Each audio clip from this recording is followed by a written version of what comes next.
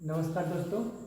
आज हम लोग एलोरा गुफा की कला का अध्ययन करेंगे जो टीजीटी, पीजीटी और अदर स्टेट्स जो कला से वैकेंसी आती है उसके लिए बहुत महत्वपूर्ण वीडियो है। तो हम लोग इसके बारे में जानते हैं क्या क्या महत्वपूर्ण बिंदु है, क्या क्या एग्जाम में पूछता है, क्या क्या पूछ सकता है। ये सारे पॉइंट यहाँ पर आपको मिलेंगे। जैसे एलोरा की गुफा कहाँ पर है, ठीक है। एलोरा की गुफा को धर्मों की त्रिवेणी कहते हैं और अजंता की गुफा को कला त्रिवेणी कहते हैं, ठीक है। यहाँ पे 3 धर्म से संबंधित गुफाओं का और मूर्तियों का निर्माण हुआ है, इसलिए धर्मों की त्रिवेणी कहते हैं, ठीक है। और शास्त्रीय कला भी अजंता को कहते हैं। तो 3 वर्ड जो यूज किए हैं आपको बता रहे हैं, ये तीनों एग्जाम की दृष्टि से बहुत महत्वपूर्ण है।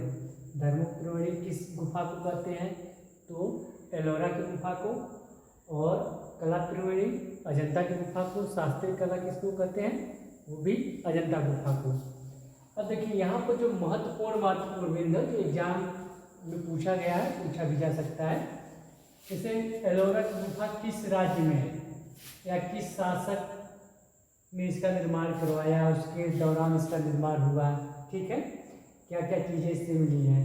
तो अगर एलोरा की गुफा पूछे कि किस राज्य में है, तो राज्य की अगर बात करेंगे तो महाराष्ट्र राष्ट्र में है, महाराष्ट्र राज्य में है, ठीक है। एलोरा गुफा कहाँ है, महाराष्ट्र राज्य में है, ठीक है। किस शासक के संरक्षण इस गुफा का निर्माण हुआ, तो राष्ट्रकूट राजवंश के संरक्षण में इस गुफा का निर्माण हुआ। इस गुफा का निर्माण का समय क्या है, तो 6वीं शताब्दी से लेकर के 10वीं शताब्दी तक है, ठीक है। ये जो भी पॉइंट है एग्जाम के दृष्टि से बहुत महत्वपूर्ण है, पूछा भी गया, पूछा भी जाएगा। जिला एलोरा की गुफा महाराष्ट्र राज्य के किस जिले में है, तो औरंगाबाद में है।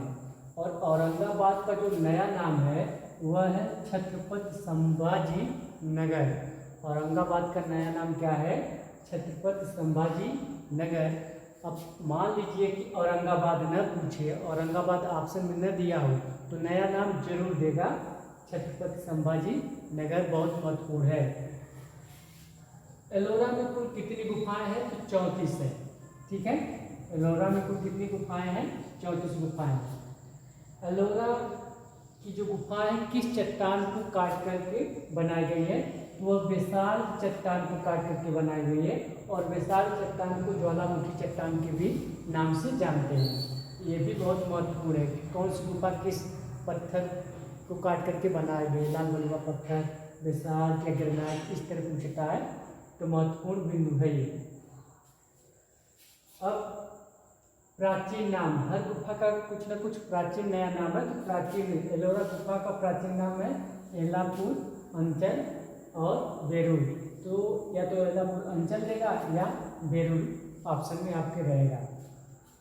दूरी, एलोरा की गुफा जो महाराष्ट्र राज्य में है, औरंगाबाद जिले में है, तो औरंगाबाद से कितनी दूरी पर है, ठीक है, क्योंकि जिला में है तो कुछ डिस्टेंस तो होगा मेन जिले के केंद्र से। और अजंता से कितनी दूरी पे है, तो पूछ सकता है कि एलोरा की गुफा औरंगाबाद जिले से कितनी दूरी पर है, तो 29 किलोमीटर की दूरी पर है। और ये भी पूछ सकता है अजंता की गुफा से एलोरा की कितनी दूरी है, तो 135 किलोमीटर की दूरी है। दोनों चीज़ें महत्वपूर्ण है। देखिए पॉइंट यहाँ पे छोटे छोटे हैं लेकिन बहुत ही महत्वपूर्ण है, ठीक है। प्राचीन नाम, किस चट्टान को काट करके बनाया गया है, कितनी संख्या है, ठीक है। दूरी, औरंगाबाद से कितनी दूरी है, अजंता से कितनी दूरी है, पूछ सकता है, बहुत इंपॉर्टेंट पॉइंट है। विश्व धरोहर, यूनेस्को द्वारा इसको विश्व धरोहर का घोषित किया गया था 1983 ईस्वी में, ये भी महत्वपूर्ण है। कला, एलोरा की गुफा में कौन सी कला देखने को मिलती है, तो स्थापत्य कला और मूर्ति कला का निर्माण उसमें ज़्यादा हुए हैं। तो इन दोनों ऑप्शन में से दोनों अगर साथ में रहेगा तब भी सही है, या दोनों में से कोई एक अगर देता है तब भी सही है, ठीक है। तो एलोरा की गुफा में कौन सी कला का दर्शन होता है या किस कला का मेन निर्माण हुआ है, तो स्थापत्य कला का और मूर्ति कला का। एलोरा की गुफा किस पहाड़ी पर है, तो सतपुड़ा पहाड़ी पर है, ठीक है। एलोरा गुफा किस पहाड़ी पर? तो सतपुड़ा पहाड़ी पर। गुफा निर्माण, गुफा का निर्माण किस क्रम में हुआ? तो गुफा का निर्माण जो ऊपर से नीचे के, मतलब ऊपर पहले चट्टान को काटा गया है, काटते काटते नीचे आ गया, और पीछे से आगे की ओर, ऊपर से नीचे की ओर और पीछे से आगे की ओर चट्टान को काट करके उस एलोरा की गुफा का निर्माण हुआ है। तो अगर आप तैयारी कर रहे हैं तो वीडियो आपके लिए बहुत ही महत्वपूर्ण है। एलोरा की गुफा में कुल कितनी संख्या? 34। यहाँ पर भी है, यहाँ पर भी। अब यहाँ लिखने का ये मतलब है कि 34 जो संख्या है गुफाओं का, उसमें अलग अलग, आपको पता है कि एलोरा में 3 धर्मों से संबंधित गुफाओं और मूर्तियों का निर्माण हुआ है। तो कौन कौन से हैं? जैसे एलोरा की जो शुरुआती गुफा है 1 से 12 तक, यह बौद्ध धर्म से संबंधित है और यह दक्षिण मुखी है। तो ये पूछ सकता है कि एलोरा की कौन सी गुफा, किस धर्म की गुफा दक्षिण मुखी है? तो वह बौद्ध धर्म है, ठीक है। और ये भी पूछ सकता है कि एलोरा की गुफा 1 से 12 तक किस धर्म से संबंधित है?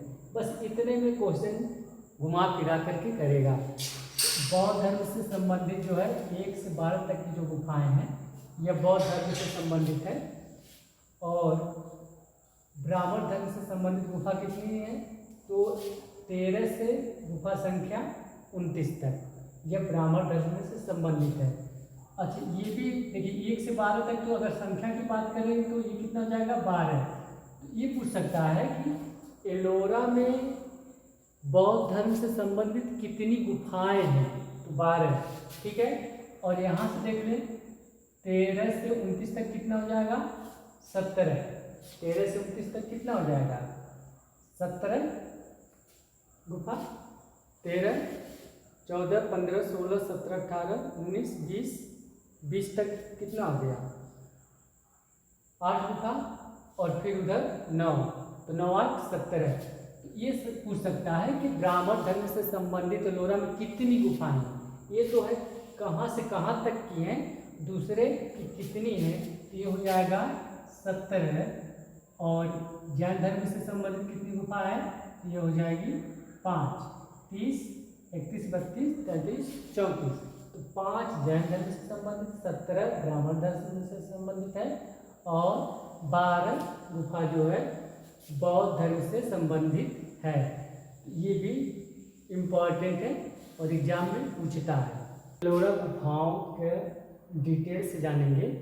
एलोरा की जो गुफाएं हैं 34, उसमें किस गुफा को किस नाम से जाना जाता है, ठीक है। तो गुफाओं के नाम पहले क्या है? 1 से 12 तक की जो गुफाएं बौद्ध धर्म से संबंधित है। तो आपके मन में तो ये प्रश्न जरूर बनता होगा कि एलोरा की पहली गुफा को किस नाम से जाना जाता है, एलोरा की दूसरी गुफा को किस नाम से जाना जाता है।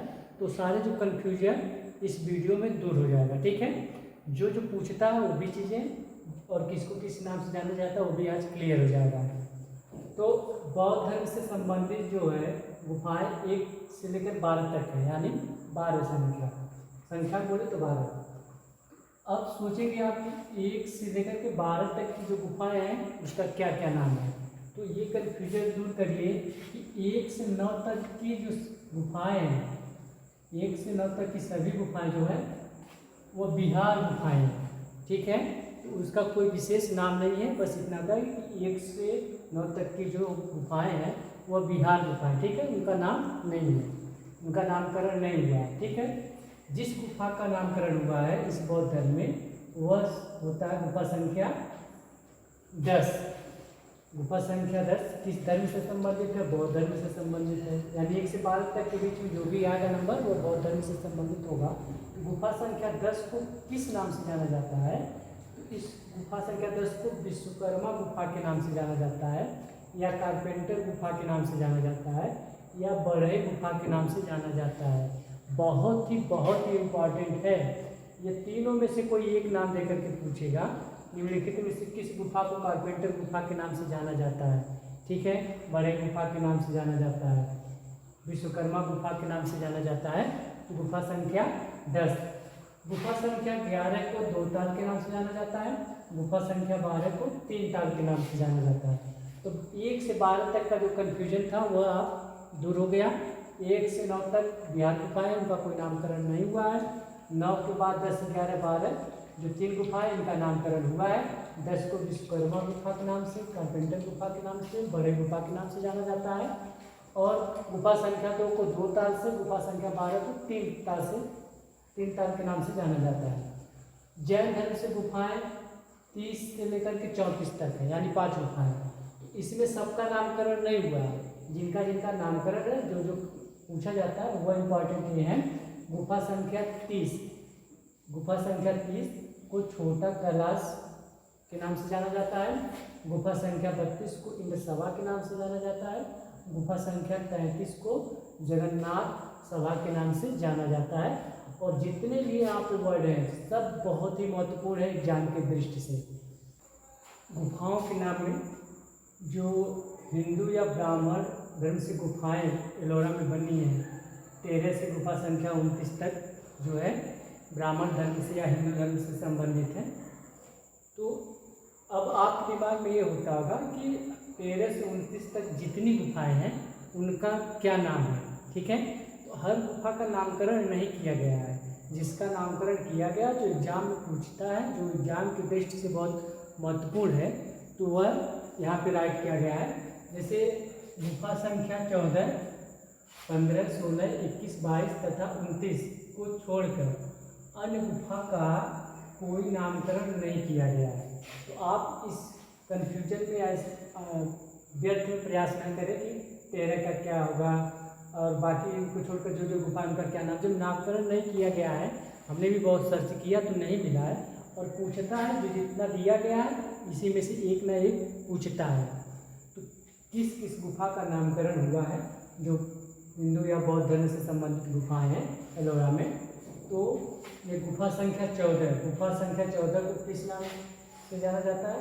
रावण की खाई या रावण की खाई गुफा बोले खाई है जो। तो ये प्रश्न पूछेगा रावण की खाई नाम से किस गुफा को जाना जाता है या गुफा संख्या को जाना जाता है, तो 14 होगा, ठीक है। इसी से रिलेटेड कुछ क्वेश्चन घुमा फिरा कर करेगा, आप थोड़ा सावधानी से पढ़ेंगे, इसी में से आपको मिलेगा आंसर, ठीक है। गुफा संख्या 14 को रावण की खाई के नाम से जाना जाता है। गुफा संख्या 15 को दशावतार गुफा के नाम से जाना जाता है। गुफा संख्या 16 को कैलाश गुफा के नाम से जाना जाता है। गुफा संख्या 21 को रामेश्वर या रामेश्वरम गुफा के नाम से जाना जाता है। गुफा संख्या 22 को नीलकंठ गुफा के नाम से जाना जाता है। गुफा संख्या 29 को धूमर लेन या लेन गुफा के नाम से जाना जाता है। गुफा संख्या 29 को। अन्य महत्वपूर्ण बिंदु जो है एलोरा की गुफा से संबंधित, एलोरा किस लिए प्रसिद्ध है? एलोरा मूर्तियों के लिए प्रसिद्ध है, ठीक है। गुफा संख्या 6 में सरस्वती की एक प्रतिमा मिली है। तो पूछ सकता है कि एलोरा की किस गुफा में सरस्वती का प्रतिमा का निर्माण हुआ है या वहाँ से सरस्वती की प्रतिमा प्राप्त हुई है? तो गुफा संख्या 6 से। गुफा संख्या 5 से बुद्ध उपदेश देते हुए मूर्ति का निर्माण है गुफा संख्या 5 में। या ऐसे पूछ सकता है कि किस गुफा में सरस्वती की प्रतिमा का निर्माण है? तो गुफा संख्या 6 में। तो ये जितने भी पॉइंट है एग्जाम की दृष्टि से बहुत ही महत्वपूर्ण है। एलोरा की जो महत्वपूर्ण बिंदु में से एक महत्वपूर्ण बिंदु है एलोरा का कैलाश मंदिर। तो एलोरा के कैलाश मंदिर से संबंधित भी क्वेश्चन पूछता है। एलोरा का कैलाश मंदिर के माप को अगर पूछे कि एलोरा का कैलाश मंदिर का जो माप है वो कितना है? 143 गुणे 100 गुणे 21 फीट है, ठीक है। यह एलोरा के कैलाश मंदिर का जो है माप है कि ये इस माप से वह बना हुआ है। दूसरा निर्माण काल में 3 महत्वपूर्ण पॉइंट है कि एक तो समय कि वह किस शताब्दी में बना, तो 8वीं शताब्दी में उसका निर्माण हुआ है। निर्माता कौन था, किसने बनवाया? तो कृष्ण प्रथम, ठीक है। और राजवंश की बात करेगा तो राष्ट्रकूट राजवंश के संरक्षण में देखने में एलोरा के कैलाश मंदिर का निर्माण हुआ है। और निर्माता की बात करें तो कृष्ण प्रथम। तो ये दोनों रिलेटेड है, राजवंश राष्ट्रकूट और निर्माता कृष्ण प्रथम। शैली की बात करें कि एलोरा के कैलाश मंदिर की शैली कौन सी है, तो वह द्रविड़ शैली है। ठीक है। अब दूसरा एलोरा के कैलाश मंदिर से संबंधित महत्वपूर्ण पॉइंट है निर्माण की विशेषता। इसकी विशेषता क्या है, यह एक ही चट्टान को काटकर बनाया गया है। जो एलोरा का कैलाश मंदिर है यह एक ही चट्टान को काटकर बनाया गया है। दूसरा पॉइंट है पहले पहाड़ी की चोटी से पत्थर को हटा करके इसका निर्माण किया गया, मतलब ऊपर से नीचे की तरफ, पीछे से आगे की तरफ इस गुफाओं का निर्माण हुआ है। आप सोचिए कि कैसे, कितने मेहनत से उन्होंने निर्माण किया होगा, इस टेक्निक से इसका निर्माण किया होगा। प्रमुख मूर्तियाँ एलोरा के कैलाश मंदिर में प्रमुख मूर्तियाँ कौन कौन से हैं, यहाँ पर जो है रामायण महाभारत और शिव पुराण से जुड़े अनेक दृश्य उकेरे गए हैं। ठीक है। तो ऐसे पूछ सकता है कि रामायण महाभारत और शिव पुराण से संबंधित अनेक दृश्य किस गुफा में उकेरे गए हैं, तो एलोरा गुफा में। और एलोरा गुफा न दे तो कैलाश मंदिर भी दे एलोरा का। ठीक है। भगवान शिव और पार्वती की मूर्तियाँ उकेरी गई हैं। रावण द्वारा कैलाश पर्वत उठाने का दृश्य भी उकेरा गया है। ठीक है। नटराज शिव की भी मूर्तियों को उकेरा गया है। शिव पार्वती का विवाह का दृश्य वहाँ पर बना है उकेर करके। महिषासुर मर्दिनी की मूर्तियाँ हैं। विष्णु के विभिन्न रूप, ठीक है, विष्णु के विभिन्न रूपों का निर्माण हुआ है एलोरा के कैलाश मंदिर में। गणेश और कार्तिकेय की मूर्तियों का निर्माण भी हुआ है एलोरा के कैलाश मंदिर में। तो ये जो एलोरा से संबंधित महत्वपूर्ण पॉइंट है, ये इस वीडियो में एकदम पूरा डिटेल से है और इसके बाहर से क्वेश्चन नहीं आएगा। इस जब भी पूछेगा सारे मैटर आपको इस वीडियो में उपलब्ध है एलोरा की गुफा से संबंधित। सबसे महत्वपूर्ण बार बार जो पूछता है वह ये पूछता है कि किस गुफा को किस नाम से जाना गया है। ठीक है। और इस एलोरा के कैलाश मंदिर से रिलेटेड ये जितने भी पॉइंट है ये एग्जाम की दृष्टि से बहुत ही महत्वपूर्ण है। तो आप अपनी तैयारी अच्छे से करें।